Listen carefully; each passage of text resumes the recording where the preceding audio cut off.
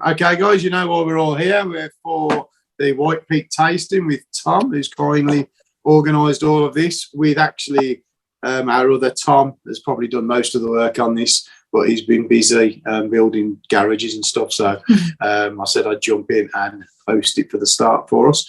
I'm going to hand it over to Tom. Tom wants to keep it kind of open, so we're just going to have a chat about the drams. Any questions you've got, you speak up and just ask him the questions, and we'll go from there. So, Tom, if you want to fire away and let everybody know who you are and what you're doing. Right. Pretty much recognise all the faces here, I think, anyway. So, Hey, Frank, I haven't seen you since Scotland last year. No, we didn't. Good to see you. So I imagine, to be honest, knowing basically all the faces here, that you possibly know a fair bit about White Peak anyway, because I've possibly talked about it before. But Ryan obviously does, as he lives literally around the corner from the distillery. But so English Whiskey Distillery, just outside the Peak District National Park, and we're making a lightly peated single malt whiskey. So it's just, when I say lightly peated, it basically comes out about 8 ppm, if you're bothered about those numbers. So we do fairly long fermentations, around about the 100-hour mark, double distillation, sort of fairly clear wort for fruity flavours, and mostly filling bourbon and ex-bourbon from Heaven Hill Distillery and STRs. So if you're not familiar with those, that's our basically reconditioned red wine Rioja casks from Spain that are processed in a cooperage in Portugal. So the samples I got tonight, again, I thought that quite a few of you might have tried the releases already or done bottle splits in the club. So I've tried to get something a bit more special. We do have different cask types knocking about in the distillery, but we're holding those close to our chest at the minute. Well, some of them just aren't ready yet, but also we don't want to reveal everything, all the cards in our hand, essentially.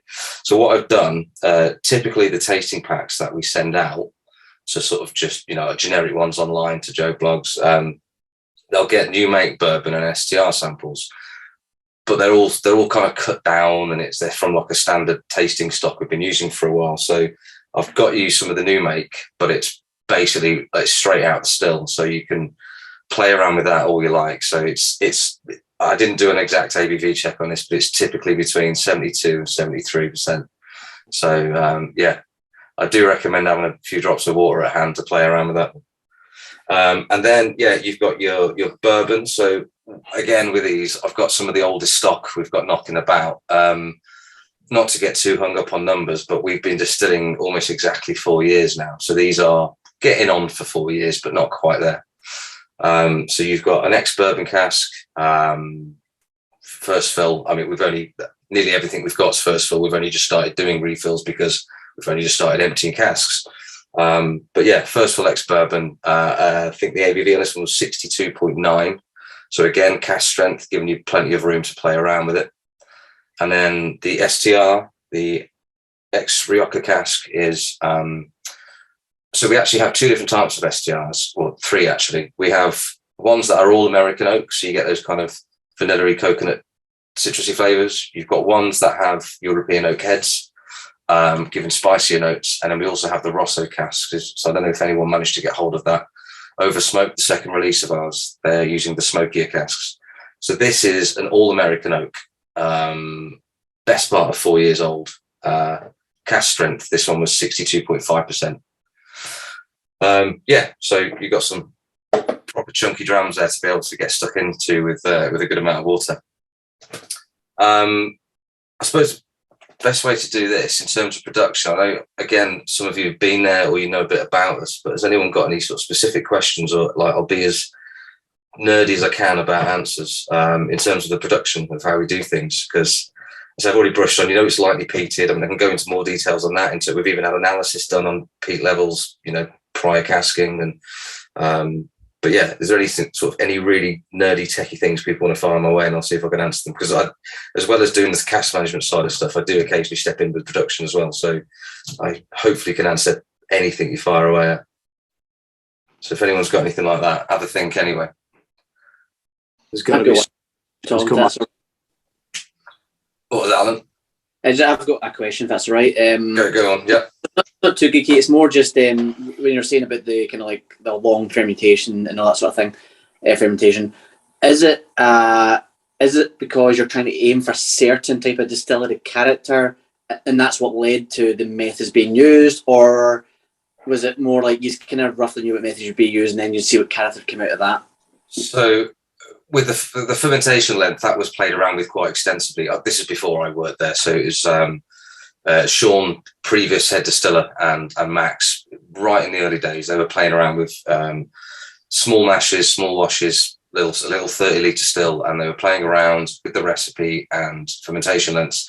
They wanted to dip into those kind of fruity esters that are built up with longer fermentations. Obviously, typical large-scale distilleries, they try and turn washes around in a couple of days if they could. Historically, things have changed. So actually, when they were playing around with essentially what is sort of four days and a bit, I mean, that was quite long, and I'm fully aware now there's distilleries going to a week or even more, but it's on the higher end of fermentation, and we got a good amount of those fruity esters. And for whatever reason, that's the amount they settled on. I know they played around with 5, 6, 7 days as well. And in fact, we have done, even recently, we've been, this is a good thing I was involved with quite recently. We've done a Derbyshire malt. So we've teamed up with a farmer just 6 miles away from the distillery, doing a local barley, essentially. That's completely unpeated because we're using Warminster down south, and they don't peat. They don't have peating facilities, so that's an unpeated run. And then with that, we have played around again with different fermentations. So we were doing some 4, 5, and 6, and then some of those distillates kind of got vatted, some of it got cast separate, but we've got track of all these kind of things, and it is quite interesting to see what you get from it. And it's quite fun being involved with doing that and working out your cut points as well. But essentially in the early days, 4 was decided on, and they were definitely trying to dial in some of that fruit from the esters developed from that extra day or so. Yeah, well, I mean, I suppose that's a good time to actually sip some of this new make if you haven't already. There's plenty of fruit, sort of orchard fruit, berries, there's plenty of cereal, but yeah, definitely have some water to hand. I guess, Frank, you haven't got the pack, have you? So you're next time you come over, I'll try and get something sorted for you, all right? Oh, very all right. I have that. a question on the peat. Yeah. Which kind of peat do you use? Is it Highland peat, Isla peat? Is it English peat? That's a good question, and that's a point that I've already glossed over that I meant to bring up. So there is no English peat knocking about. I mean, there's peat around in Derbyshire in the Peak District, but it's protected. We're not allowed to use it. So yeah, and there isn't a maltings in England that handles peat. So all the barley we use is English barley, except for the peated stuff. So what we do is mix unpeated English with heavily peated Scottish. So it comes from Aberdeenshire. So it's Aberdeenshire peat. So yeah, if we could use all English and still get to the same ppm mash bill, then we would. But as it stands, no one's making it. So we have to use some Scottish barley. So it works out about 500 kilos of unpeated English barley and 100 kilos of heavily peated Scottish. So you end up with around about 8 ppm. And we've done the analysis on that, and coming out the still, it's about 3 ppm, which doesn't sound like a lot, but there's still detectable peat in the whiskey. So, and then, as you may know, the longer things spend in a cask, the longer the whiskey spends in a cask, the peat attenuates over time as well. So actually, they get more kind of softer and rounded. And the whole kind of thing with what we're going for anyway, rather than being an outright peated whiskey, it's kind of just adds complexity. It's almost like seasoning that gives some kind of flavors with it without it being an all-out smoky whiskey.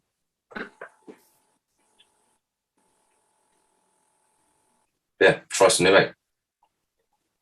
Tom, what would you say that white peat's kind of backbone is in flavours?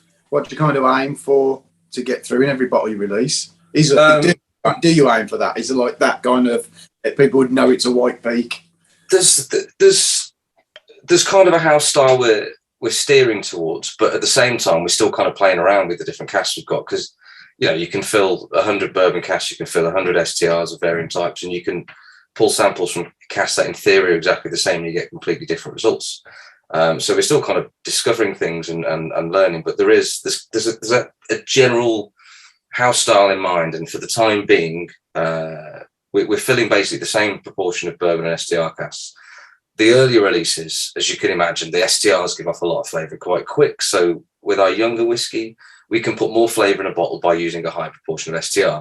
Now, I'd imagine over time we'd steer that towards more bourbon as the bourbon progresses. But as it stands, for the foreseeable, the standard vattings are going to be predominantly STR with some bourbon, loads of kind of biscuity, malty, fruity notes. There's plenty of kind of coffee, chocolate, caramel coming from the STRs. But yeah, it's sweet, it's fruity and rich. That's kind of the thing.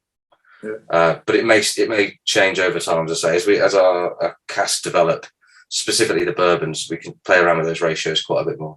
And then there will be sort of curveballs thrown along the way. So we've got some things planned for this year that are quite a departure with different cask style. And I can mention a couple of them. For a start, it wouldn't be much of a stretch for people to figure out, because we're producing rum and we age rum on site. Now, kind of the primary sort of goal of all of that rum production was to actually, it'd be cool to be able to say we do rum finishes and rum maturations, but we make the rum as well. So it's kind of like it's all full circle in house. So we're making this rum from scratch using a mix of sort of dehydrated sugarcane juice and molasses, which obviously we have to import because that doesn't grow over here. But then we produce the rum from scratch with the sugar sauce on site.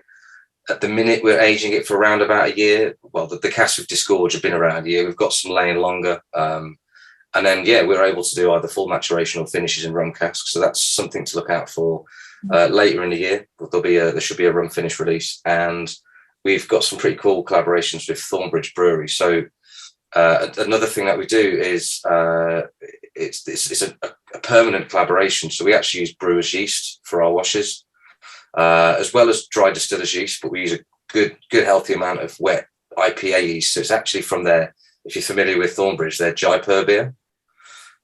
We literally every week, one of the guys at Distillery, Kane, he drives up to Bakewell with about 4 or 5 sterilised buckets and collects wet IPA yeast from the bottom of their fermenting vessels. So we're using that in the distillation. So we've always got that collaboration with Thornbridge, which is quite cool. And that gives, again, a lot of fruit-forward flavours from that kind of yeast. So that goes into the spirit.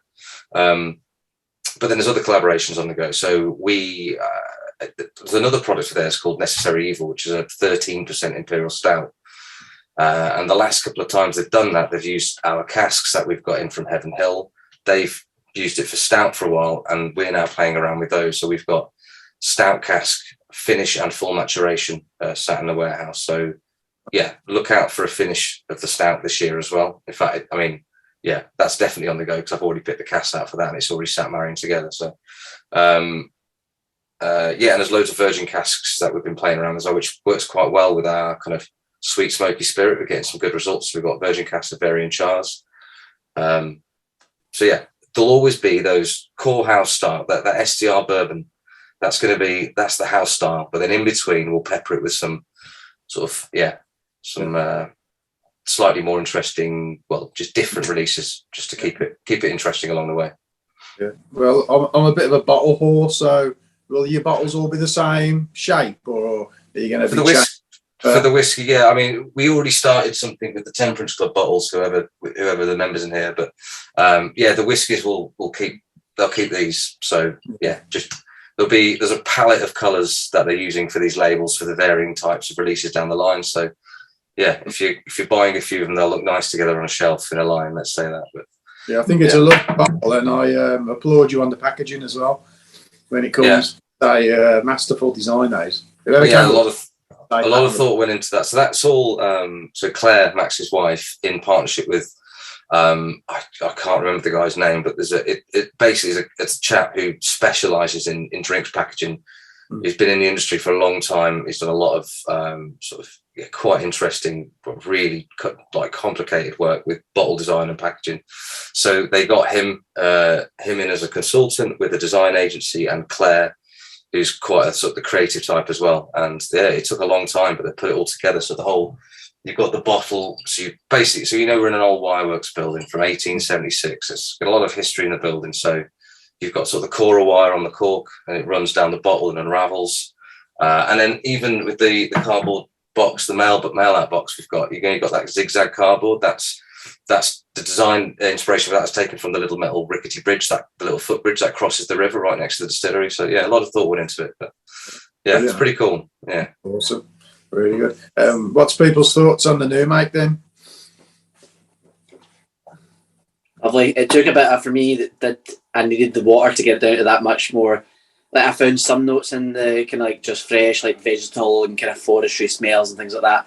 But to get more, I did have to add a bit of water to it. Then started getting like sweeter notes, a bit of strawberry, things like that. It was really nice. Yeah, in the packs, I think it normally goes out at 55. We just kind of dialed it into something that's accessible to most people, but also gives you enough for the more experienced. But I thought, sod it for this, just have it full strength and you can do what you want with it. Nick, what do you think of it, mate? You're nodding away pleasurably there. I think I'm a bit of a sucker for new make, and I think what's really great about this is the mouthfeel on it. So a lot of new make that I've had in the past burns away so quickly, it leaves a drying feel, so it hasn't got that creamy texture, whereas this for me is a lovely buttery sort of creamy mouthfeel, which is delicious. So yeah, really, and takes water really, really well actually. Nice. Johnny, what do you think, buddy? Yeah, I've had it a few times now, and this is definitely the highest ABV I've touched. But yeah, it's nice to try it up there and dries your mouth out quite a bit, but then to take it down, and as you say, it opens up. But yeah, I always like that experience of trying at all those different levels.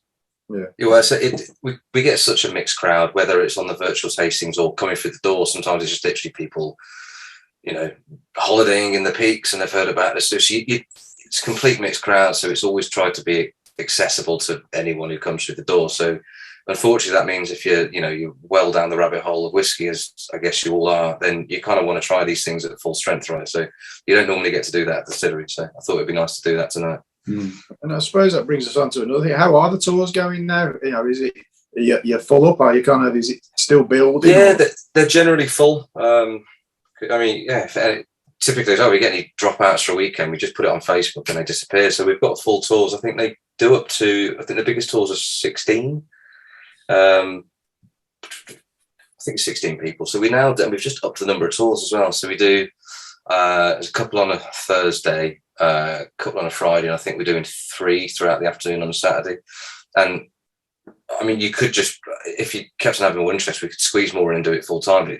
They are quite disruptive to production. So especially at the minute, the staff's quite, it's just sort of skeleton as we can get away with for the time being. So you've literally got, like, you'll have Dave running around doing the stills and the mash till, then he has to go and do a tour briefly, then get back to work. So as it stands with the staff we've got, that's enough. But yeah, what's that? 7 tours a week. So we're filling those out pretty well now. And it gets easier this sort of time of year as well, because more people are holidaying in the area. So, I mean, the amount of people, because we're bang on that A6 road, which takes us straight up to Matlock and Bakewell, we're right on the tourist route. So, yeah, it's a good little spot for that. Well, I know this is a silly question, but has anyone done the tour who's there tonight? Ryan, Johnny. Ryan, I'll bring you in. What did you enjoy the tour? Is it a good tour? Something you recommend? Yeah, definitely. I mean, it's just lovely historic bit of the area anyway. I mean, for me, sort of like mountain biking, sort of like around those woods anyway, to actually be able to go into somewhere that was the old wireworks, full stop, for me, is brilliant. Anyway, then to see, like, the stills and everything up close and very sort of like industrial, which like floats my boat. And it's quite intimate, like how nice intimate tour. Yeah. And the tasting room that you've set up that we can now go in, obviously, like during COVID, that was all sort of shut off, I guess. But now that's a nice little space to play. I definitely recommend doing tours in the winter, because they fire up this big log burner nice big log burner at the one end, big wooden table, and you all sit around amongst the fire. It's a nice vibe. I like everything's like got that local touch about it. I mean, like the wood burner that's in there was a company that's installed it locally and things like that. They're quite renowned. Everything has been thought to be local as much as possible. What's it like, right? You don't really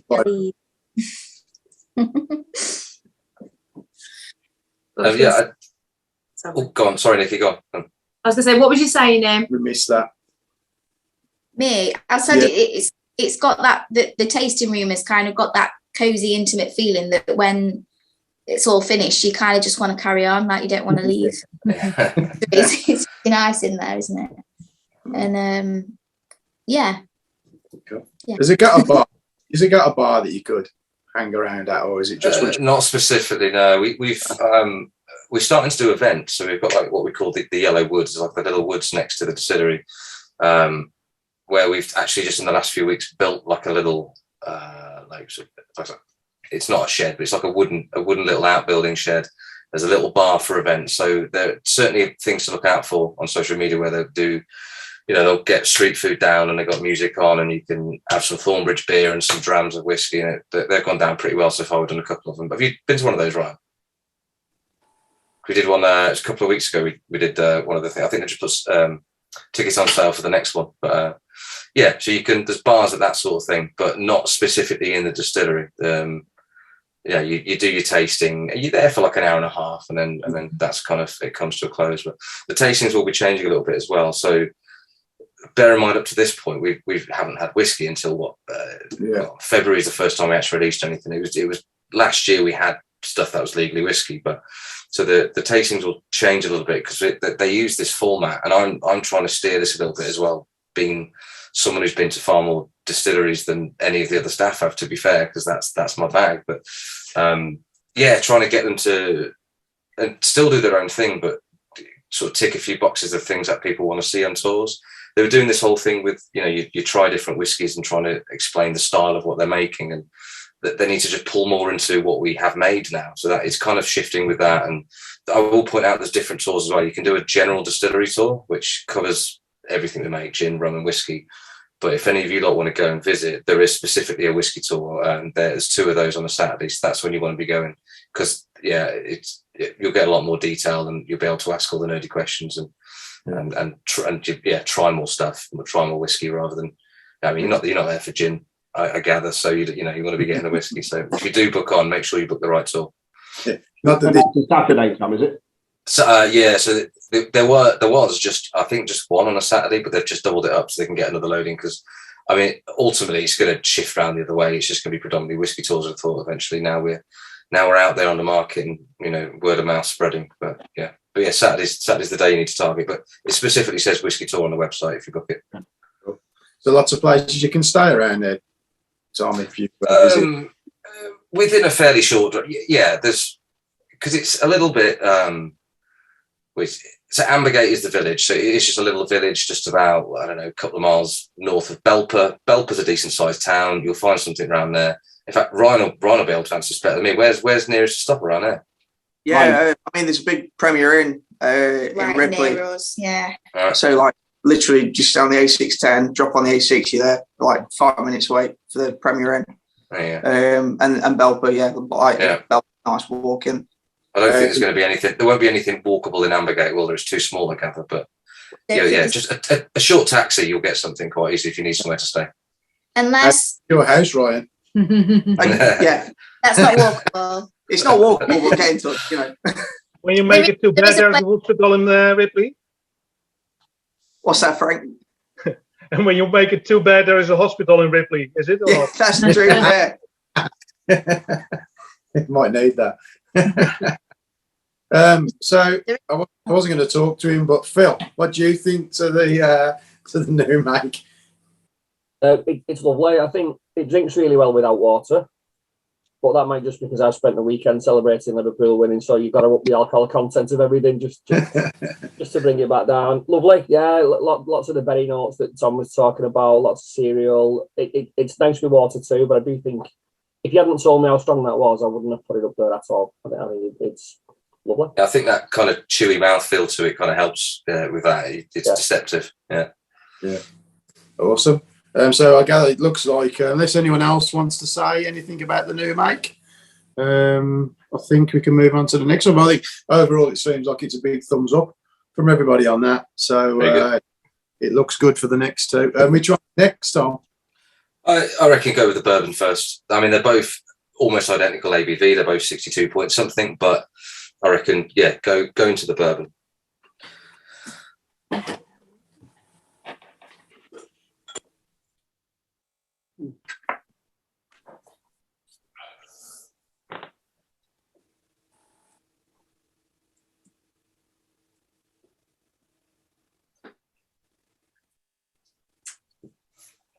I think he's frozen. Or his ears really itchy. Yeah, it's been doing this a little bit recently. Every now and then does it. All I have to do is hit stop video and start again. It seems to work, but I'm not sure what that's about. Tom. Oh. Just out of interest, mate. Do you know who the farmer is, or what farm you use locally? Not off the top of my head, but I could surely find that out for you. Just fire me a message tomorrow. I'm there tomorrow. I'll get the answer if you want to know. Yeah, just intrigued more than anything, mate. Just wondered if. Yeah, I don't see why they wouldn't. They wouldn't keep that secret. So yeah, just remind me tomorrow. I'll ask the question on there. Cheers, mate.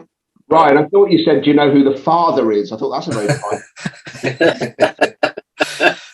All I know, it's a farm. I think it's 6 miles away from the distillery, so it's as local as we could find someone that was willing to work with us on this kind of scale. So yeah, pretty close. So it's Derbyshire malt anyway. I am your father, Ryan. And he can do that because he's got a sore throat. I'm just thinking I'll nip round with a tractor and harvest a few acres. You know what I mean? Like.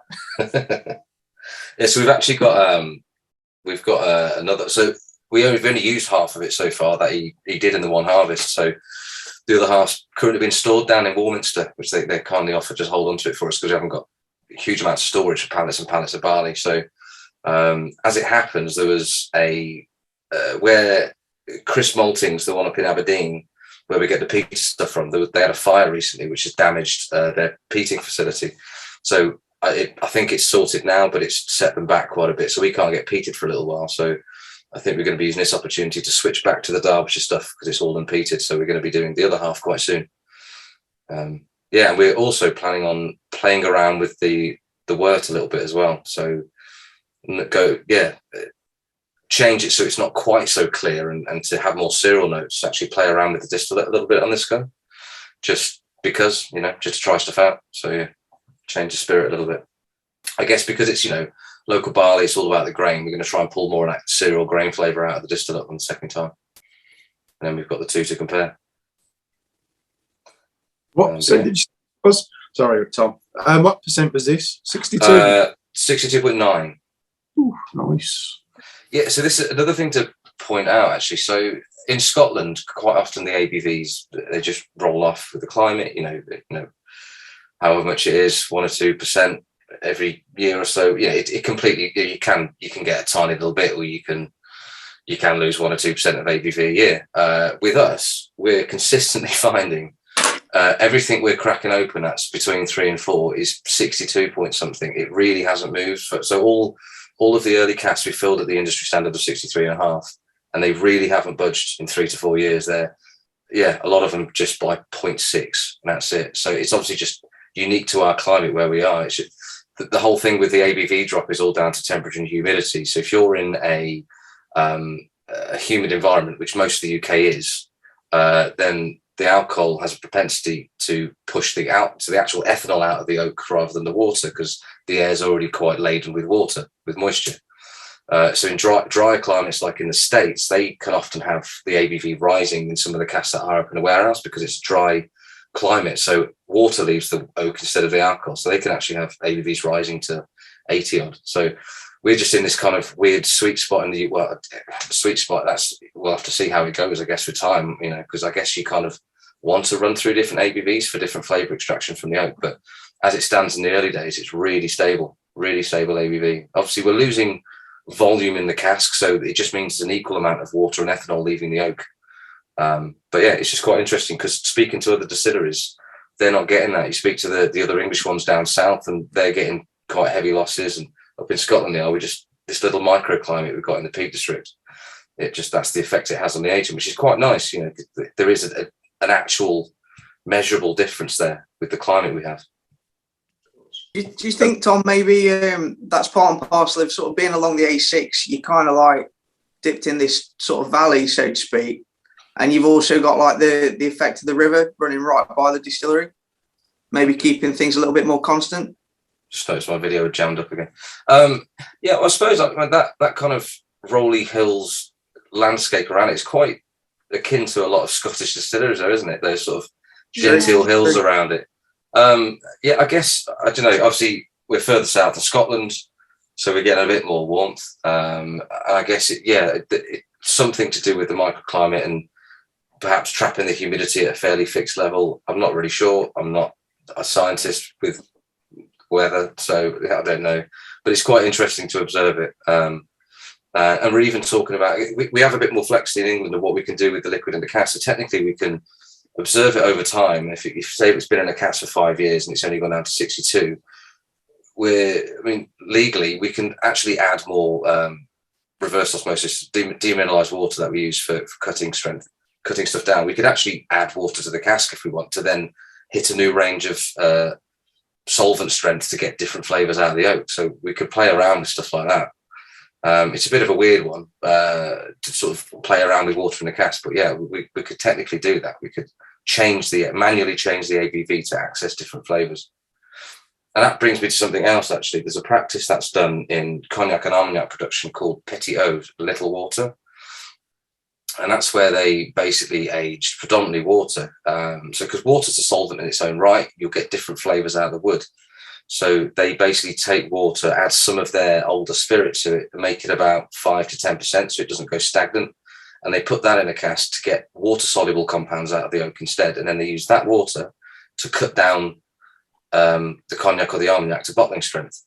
So we're actually playing around with that. We've got a few casks knocking around of mostly water, which we're pulling different flavors from the wood. And it's not something that many whiskey distillers are playing around with. We're aware there's a few in the States that are starting to play around with this technique, but yeah, supposedly you get some quite rich kind of fatty sort of mouthfeel, like fatty mouthfeel kind of textures and different kind of flavors out of the wood. So yeah, I mean, if we get to the point where we start using those and we're happy with the results, we'll definitely be telling people about it and letting you know what releases it's used in. But it's just fun to experiment with these things as well. Do you know how long you have to leave the water in the cask for? Have you got a feel of that? So going by typical sort of reading up on the cognac and armagnac sort of history of it, I mean, they've been doing it for like 3 centuries, so it's really nothing new to them. But quite often it's just 6 to 12 months. It can be a bit longer. It's not like a vast aging. It's a fairly quick process, and they just keep turning this petit eau around to use in bottling. So yeah, we did it now. When was it? It's probably end of November or early December. I filled the cask. So we've pretty much got 6 months on the belt with it. So we'll be looking at those quite soon. We're now going into the warmer months as well, so there'll be a bit more activity on those casks. So they're literally sat in the middle of the distillery, so we can just pull a bung out any time and have a quick check. So, but yeah, just interesting stuff to try out. And if it works, sorry, Tom, did you have to say you have to agitate it to stop it going stagnant? What do you have? No. We added spirits to it. So we took some of our oldest whiskey to make sure it doesn't mess around with the age statement of what we're adding it to. So we took some of our oldest whiskey, put it in, and it's around about the 10% ABV mark. That just means it won't go off. Yeah. It's just otherwise, if you just literally put pure water in a cask, it goes stagnant. Yeah. So yeah, we've made it alcoholic so it doesn't. So yeah, sort of 5 to 10% is ample. You make it like a beer kind of strength in that range, aren't you? And it will stay stable for quite a long time. So yeah, if that works out and we like the results, we'll do something with it. Awesome. Tom, lots of the notes are consistent for this. People are saying honey, mint, buttery biscuits like shortbread. So a bit about this cask, I suppose. So this, as I said, it's one of our oldest casks. So these are literally clambered around picking casks a couple of weeks ago when I was speaking to Tom about it when he was organising it. And yeah, this is the cask that we discovered not so long ago because it was leaking. It was up on the upper dunnage. It's one of our oldest casks.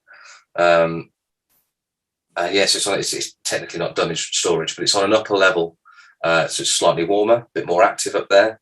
It had been leaking. It had lost about, I don't know, to another cask, the comparative age, it probably lost about 20 litres to 10% of the contents more than it should have done in that amount of time. So it's a leak that's happened, and then it's kind of self-healed as the wood swells, so it stopped itself. But that's meant there's a little bit more of an air gap in the cask, and there's a bit more interaction with air's happened. and we were trying it and we really liked it. So it's given it a little bit of a kick up the arse. It's had a little bit more going on, a bit more oxidation, air interaction. And that also being one of our oldest casks, it's for one of our bourbons, it's packing quite a bit of flavour, so I thought it'd be a nice one to include. But yeah, first fill ex-Heaven Hill bourbon cask.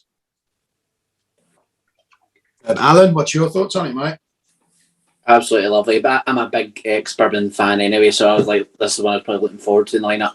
But yeah, I wrote the notes, so like, yeah, that kind of minty, honey, shortbread, just absolutely lovely. When it undiluted though, there was quite a back end of spice on it, and actually I found it almost like, I almost felt stronger than the new make with that kind of spice, you know, like it had a kind of like, not like quite a burn as such, because I always think burns and more acrid things, so more like a spice, like almost like the way you get with rye sort of thing. But then diluted it down, that kind of went away, and then just more the flavours just became stronger at that point, I thought. So it took water really, really well. And then, like Nick said with the last one, the mouthfeel is still there as well. So absolutely beautiful. I could drink this all day long. Beautiful. Nick, your thoughts, mate? I would just say exactly what Alan said. I think it's, I mean, at that higher ABV, to be able to dilute it down to something that suits is great. But however much water I put in it doesn't change the mouthfeel, which is really important. So I think it's exceptional. I think it's lovely. Awesome. Johnny? Yeah, mirroring what the other guys said, really. Always nice to do an experiment like this and kind of track the spirit through its various forms. Yeah, absolutely. Ryan, you're just chugging it back there. Look at that. He's enjoying it. Yeah, well, what more can you say, really? I love that. I love the little glass that you can kind of like, you can warm it in your hands. I find like as it sort of warms up, you get a few more toffee notes from it. But everything else, everyone else has said, is like 100% there, and yeah, lovely. Awesome. Em, what do you think? I mean, pretty much the same. We've just been like chatting about it, so he's said all of our things. But yeah, just that buttery mouthfeel, like everybody else has said, that it's just so. Although you've got some of the spices and stuff still coming through there, that it's just Moorish. It's a really, yeah, I really long, like it. really long finish. I'm finding. Cool, excellent. It's interesting because Max is he's sort of trying to keep these bourbon casks sort of exposed and naked like this without a batting of STI. He's trying to keep them quite close to his chest because he's just nervous they're not ready. But I think I keep telling him some of these ones, we've found some absolute gems out there. They're sort of 3.5 to 4 years old. There's plenty going on for something of that age. So yeah, I'm quite looking forward to getting something like this out on the market. But it's going to be a little while to an all-out bourbon just yet. But awesome. Is anybody with the screen off want to say anything, or shall I move on to Phil? Come on then, Phil. What do you think, mate? I think it's one of them drams that for me just transforms the longer you keep it in the glass. Because when I first tasted it, and I know nobody else seemed to pick it, but I got quite a fruity kick from it, almost tutti fruity sweets. If you remember them, you will, you're definitely old enough. And then the longer in the glass, I think that sweetness just gets stronger and stronger and stronger to the point. I know Alan said honey, and I think, man, yeah, initially that's what I was getting, but now it's almost like, you know, go the seaside, you get those big like candy lollipops or whatever they are, that red candy that goes on the outside of it. I'm almost getting that, just utter sweetness from it. Very, very nice. Really enjoying it. Nice. Some good notes there, Tom. very good. Well, I'm glad it's going down well. You want to move on to the third? Can do, mate. So what have we got? If you're still chewing on that bourbon, well, take your time. But it is quite chewy, isn't it? I'll give you that. It's a running thing that, yeah, no matter what we do, the single cask, it's obviously down to the distillate in the first place. Just individual casks or whatever we've had together, there's always loads of mouthfeel on these whiskies. So, yeah, which is always something I quite like personally. Anyway, in a whiskey, so literally something to chew on. Yeah. So get it around your gums and go here. Before we move on, then Tom, actually, that's a good question because when I did it with the new make, it wasn't long before I started to get it a little hazy. So probably more geeky question when it comes to the kind of like obviously you don't chill filter, but there's also filtration that happens to get things out, and some people have a bit of a harder one, a bit of a softer one. What kind of filtration process happens? So we've got this. Obviously not chill filtering. It's just done at ambient temperature, and we've got just basically different filter cartridges we can load into it. It's this big stainless steel rig with various cylinders, so we can bypass some or put some 5, 10, 20 micron filters, and it depends on the whiskey. So some of the bourbon casks, they've got really, really fine char sediment in them, and you have to go on the smaller end. So you might have to go down to a 10 micron, because otherwise you'll get the really fine bits go straight through. And if you get it looks really unsightly. If you get like really fine char, really fine, so it's basically you can't really see it. It's just in there. With a bourbon, it makes it look green. So you can't have that, obviously. So yeah, it depends on the cask, but some of the bourbon ones you need to get down to something like a 10 micron filter, but which is a far cry from chill filtering, where it's much smaller than that, and it's chilled down so it goes viscous and then it's forced through. We'll never do anything like that. But then we'll never bottle anything below 46. And I don't know whether everyone realizes, but the magic of that 46 number is that's with alcohol. That's when you get to the solvent strength, where most things will dissolve into it. So it's unlikely to get cloudiness. You still can get slightly hazy 46% whiskies, which means they've got a lot going on in them. There's a lot of sort of fatty molecules that are floating in there. But generally 46 is strong enough for most things to be dissolved in the spirit. So that's why that number kind of came about, as being the craft distiller's minimum.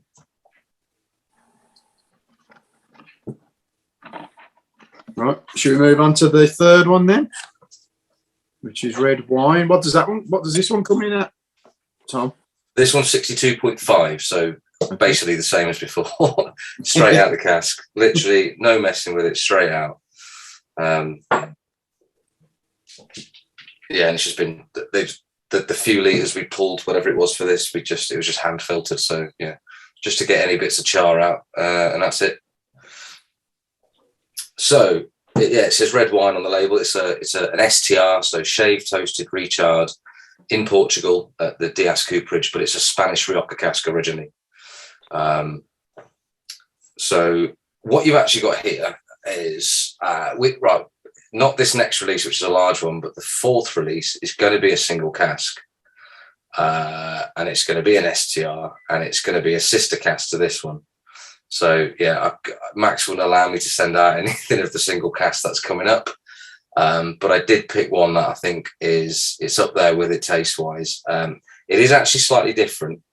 This was filled the same day, same parcel of casks. However, this one is all American oak, and the single cask we're going to release does actually have European oak heads, so it's got a little bit more spice to it. But apart from that, it's a similar type thing. So yeah, you're getting the closest thing I could give you filled that day as a sister cask to the single cask we got coming out, essentially. Just to rub it in the way, I've got a bit of the single cask there for me. So yeah, all American oak. The wine barriques, they're 225 litre typical European barrique size. As I say, starts off a Spanish Rioja. There's a big cooperage, Dias, family-run business in Portugal, which Max keeps saying he needs to go out and visit them again. So I'm hoping I can get in on that trip. So that'll be a good one to go on. But yeah, lovely family-run business, and yeah, we order them basically a shipping container of these at a time. What was it? Tom's asking about upcoming releases as well. I'll answer that in a sec, Tom. So essentially this is the other core part of our cask program, these STRs. So at the minute we're filling when we're not filling some of these sort of outlier casks like the ones I mentioned earlier, like your stouts and your virgin and the rum. Essentially we're filling 50-50 bourbon and STRs. As I mentioned, there's the 3 different types of STRs. This is the one, the all American oak version. But this is the other half to our house style. So you've got a lot. It's a lot richer. You get a lot more from for sort of 3 to 4 years in the cask. It's a lot more kind of. There's a lot of sweet notes, a lot of toffee, bit of coffee, lots of chocolate. There's sort of red fruits, red currant, jelly, kind of raspberry, strawberry kind of fruity notes. There's also lots of orchard fruit. But yeah, there's a lot going on for its age. But yeah, try it and see what you think for yourself. Okay, we'll go in reverse order this time. Phil, what's your thoughts on this one, mate? This is my bag. This is absolutely down my street. First nose I got when I smelled Black Forest Gatto. Yeah. So I think it was in our first release, the first release we did. So I write the tasting notes for them. I think that was in that. That's because it's predominantly SDR cask of this type. I actually wrote Black Forest Gatto on the official tasting notes for that. Yeah. Mm-hmm. It's a cherry, isn't it? It's delicious. This is absolute. I mean, the ex-bourbon was lovely, but this is my bag. Packed full of fruit and yeah. Release 5, this will be reminiscent to, did you say, Tom? Right, no, so release 1, the first release. Release 2 was the Oversmoke, which is a vatting of 3 smoked, extra smoke SDR casks. The third release, which is what we're in the middle of bottling now, is another large vatting of the house style, which will be bottled at a slightly different ABV, like 46% rather than the 50.3 of the first one. Be a little bit cheaper accordingly too. But that'll be kind of the typical house vatting going forward, that ABV, that style, that ratio of casks. The fourth release will be a single cask, very similar to this. And then I can't talk about the ones after that specifically, but I have given hints tonight about what to expect later this year. But so Tom Jacklin, he was asking about the upcoming release. So yeah, it's 46.2%. It's 11 casks vatted together, and I think we ended up going with I can't remember if it was 2 or 3. I think it's 2 bourbon casks and the rest SDR. A mix of I think it's pretty well an equal mix of the European oak heads with the standard all American oak SDRs with a couple of ex bourbons. So yeah, that's the crux of the next release anyway. And that'll be for a while. That's the house style. That ratio of bourbon to SDR, I imagine, will start to shift as time goes on. So out of 11 casks, it might be 3, then 4 bourbon. Just as they get a bit more, get going a bit more in the cask over the time. So yeah, want to keep your eye out for them, Phil? Absolutely. The single cask. So the single cask, we're working on a system at the minute, but it will be a balloting thing to try and give everyone an equal chance on that one. So information will be released soon. We're literally working on it in the background with a software company, trying to get this ballot system set up. So that's how we're going to do the single cask, because the response I've already had to these releases, even with the first one, that was 5,000 bottles, and the second one was 1,000 bottles. It's just disappearing too quick. So we're trying to make it fair for everyone. Well, we only need Alan to get a bottle, and we all get to try it anyway. So that's fine. And I will point out to any Temperance Club members or shareholders or cask owners, there's a weighted system as well.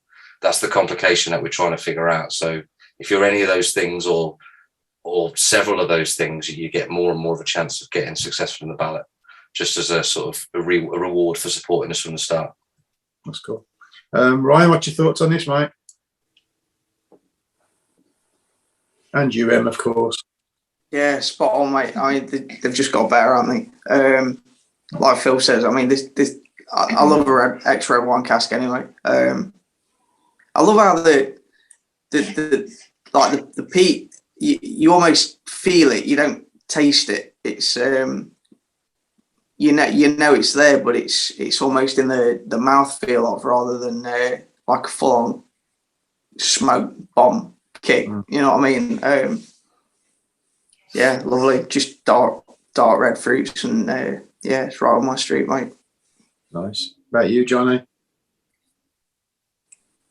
I don't think I can beat Phil with his Black Forest Gatto. I think that hit the nail on the head, definitely for me. Yeah. Johnny, do you want to ask your question? I was just going to ask it for you, but you might as well do it. Oh yeah. So do you know how many bottles are going to be in this Rilke release? For the single cask one, similar to this, the liquid's still in the cask at the minute, but it's going to be around about a 300 bottle release. It's going to be at cask strength, so we're not messing with it.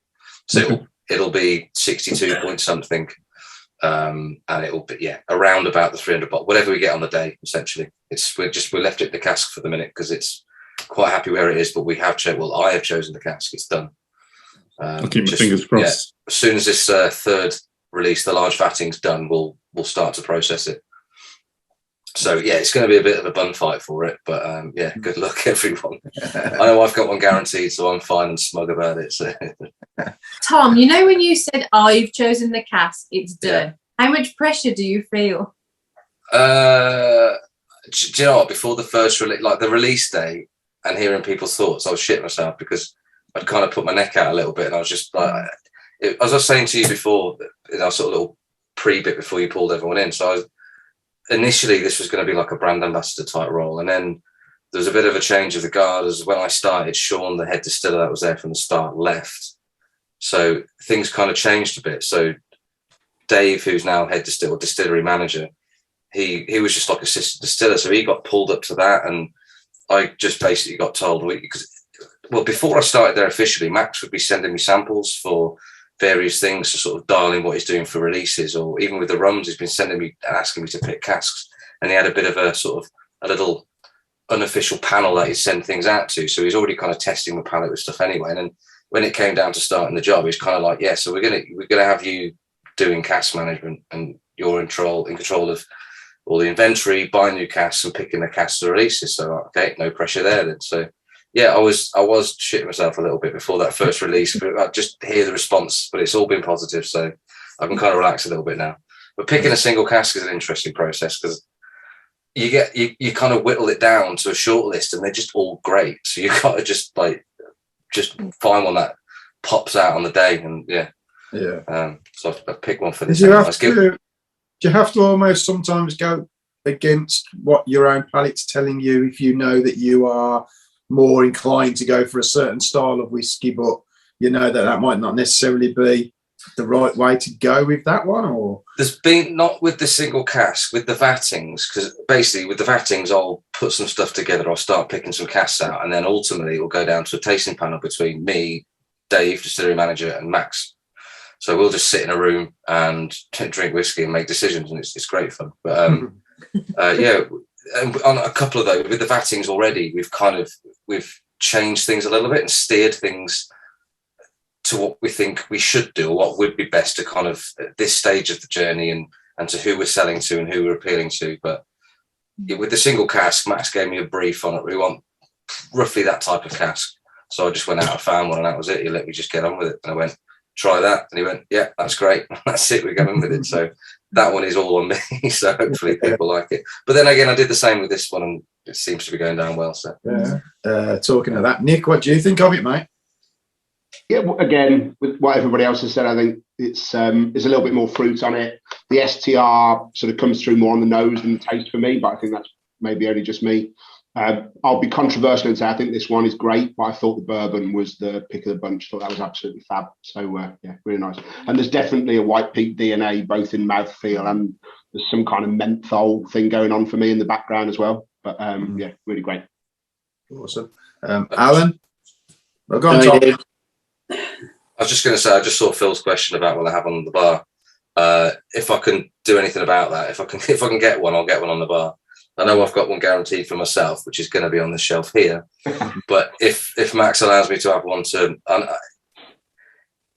I think he will, because it's a guarantee one is open and shared amongst many people somewhere is a good thing, right? So yeah, hopefully. So yeah, ask me near the time, and hopefully I'll have one on the bar so you can try it. Awesome. Okay, Alan, back to you.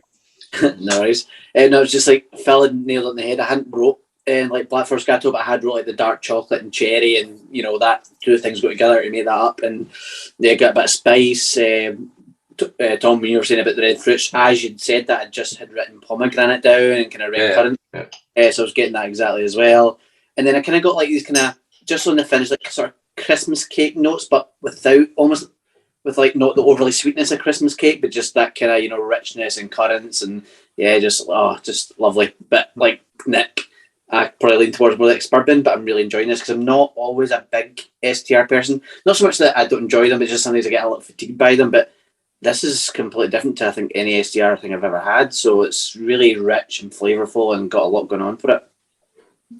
Awesome. There's quite a bit involved with the STRs as well, because you can basically generate a recipe. You speak to Diaz, the cooperage, and you've got the different wood types you can use and sort of what ratios you're going to use it, and there's different char levels you can go to. So there's quite a process of sort of working that out in the early days. Again, it was before my time, but there's Max went over there and they talked it through, and they were trying different stuff out that had been done at all the different, the wood species and the char levels. So yeah, there's quite a few combinations out there. So we with cask, you've got a char level of generally it's 1 to 4, and that just relates to how many seconds you expose the cask to a flame. So it's between like 15 seconds and a minute, generally grade 1 to 4. Grade 4 is known as alligator char because you get a really deep kind of crack to the surface, lots of surface area. You don't do too much stuff like that because it's kind of a hammer blow to a spirit using alligator char, grade 4. But most of the stuff we fill is grade 2. I mean, an STR is already an active thing, so you don't want to go crazy. So grade 2. We've got some grade 3s, not many. We played around with them, but we generally find a grade 2 char for the STRs, and we pretty much fill. In the early days, it was equal parts of the All-American Oak and the ones of European Oak heads.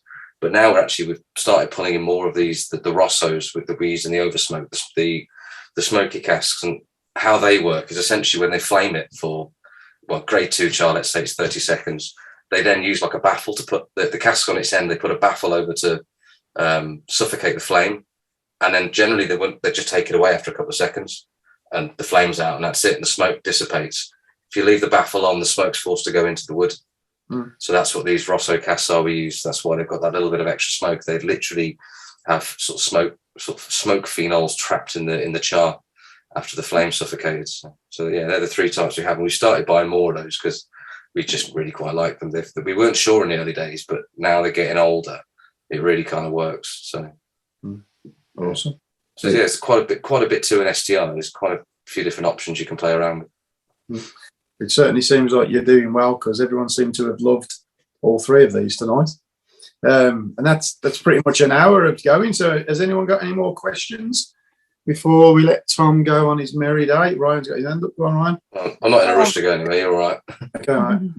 Tom, what's the thought with playing around with the wort, mate? Obviously, like, there's so many good things that, I mean, I haven't heard anything bad about White Peak up to yet. I appreciate it's still early days. What's the thinking about playing around with the wort?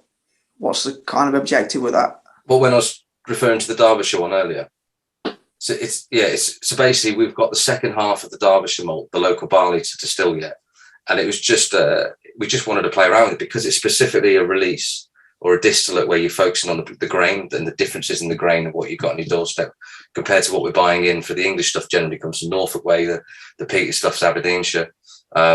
We just thought we'd tweak it a little bit. And if it doesn't really work after the first distillation, we can just go back. But we like the idea of amping up the cereal notes so we could kind of literally amplify the differences that we're finding with the local grain. So we can do that by playing around with how we do the mash. So one way of doing it, essentially, when you're doing the recirc, so you've got the worts going round the grain bed repeatedly before you ditch it into a washback. So basically the liquid is filtered like by itself by the grain, the husk that's in the mash tun, and you keep circulating. Now, if you actually rotate the rakes while it's happening, you disturb it more and you allow more particles to go through. So you end up with a not so clear worts. So you end up with a bit more cereal character. That's the theory. So it's just kind of like, why not? Let's try it out. And we can quickly work out if we don't like it. So it's just fun to experiment. I mean, we're not tied down to, a fixed method of production like the big guys. So we're just like, well, why not? Let's just have a go. If we like it, great. And if it doesn't work, we'll just go back to how we did it the first time. So it's going to be a case of finding what's going to be White Peak's character as far as local barley is concerned. Yeah, and there's quite a difference because one of the things that's obvious with the DNA of the spirit is that little tickle of peat. And from what we experienced with the new make of the Derbyshire stuff, we still had that kind of nice sort of thick mouthfeel to it. So that shouldn't disappear.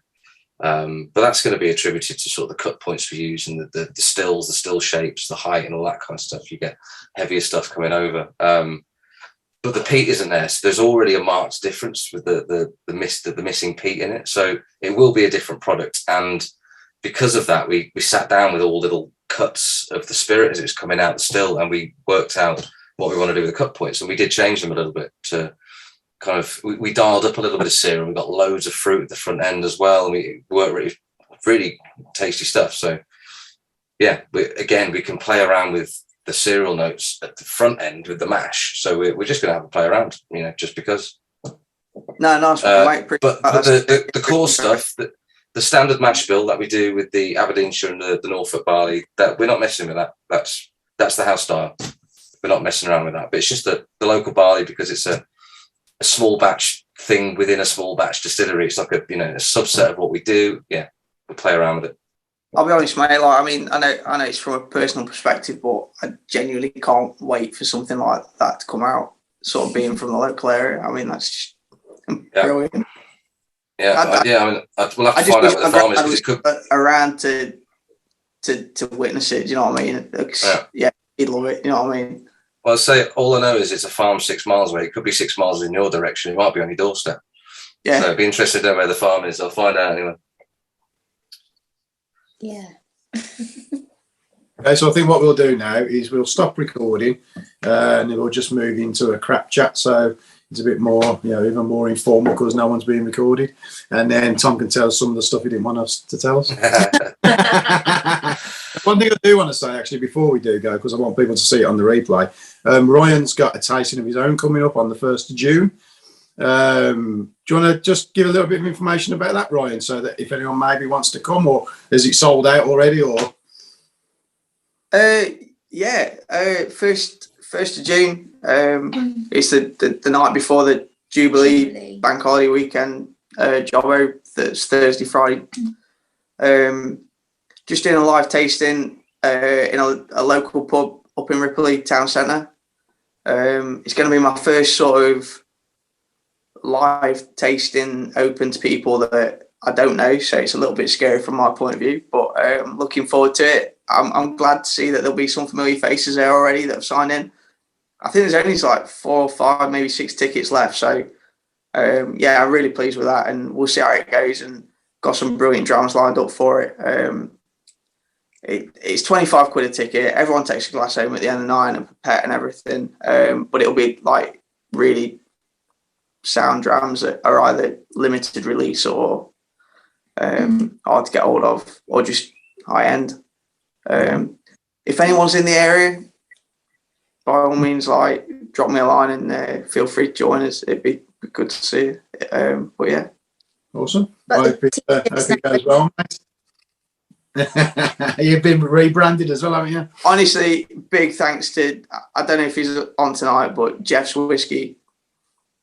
He's helped me out no end, just sort some branding out that I could actually, that was usable. So yeah, like, none of this would be doable without Jeff, to be fair. Awesome. Well, we hope it goes well for you, mate. I'm going to, no worries at all, mate. We're going to stop recording now, and then we can carry on in the crap chat. So thanks for joining us, Tom. It's been a pleasure having you. Hang around, everyone. Cheers for having me.